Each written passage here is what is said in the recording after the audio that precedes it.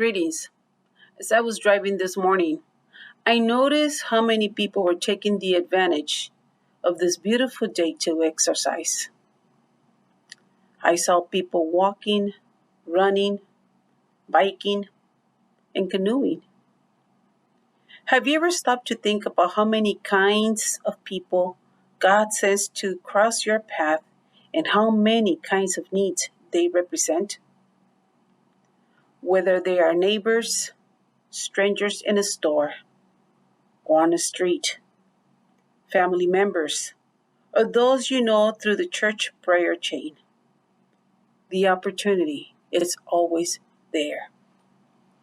Jesus spent his days ministering to those who needed him the most: a slave who was sick, a grieving mother, the blind man, hungry people, and a fallen woman. The people saw Jesus' loving concerns in action, and they glorified God and said, "A great prophet has risen among us, and God has visited his people." That is in the Gospel of Luke, chapter 7, verse 16.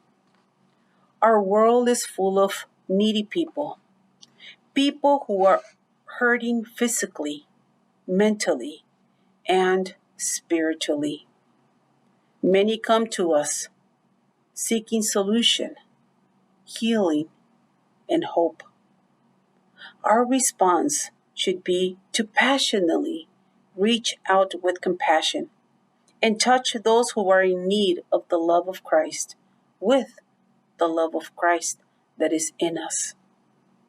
Do we stop and show Christ's love to others? Put it in your agenda and say, "Lord, who can I reach out to and touch today?" Or, "Lord, show me the needs of others so at least I could pray for them." Or, "God, give me compassion so I can share that compassion with the person that needs it the most." Allow me to be attentive to what is going on. When I see people on the streets, at least I could bless them.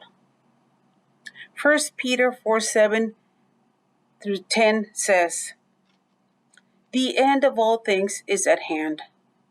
Therefore, be serious and watchful in your prayers. And above all things, have fervent love for one another. For love will cover a multitude of sins. Be hospitable to one another without grumbling. As each one has received a gift, minister it to one another as good stewards of the manifold grace of God." So once again, every time we go out and encounter people on the streets, think about what's going on in their lives and just bless them. We don't know exactly what's happening in that other person's life. Say, "God, I bless that person. I bless the person that is working out in the garden. I bless the person that is doing the lawn. I bless the person that is delivering meals.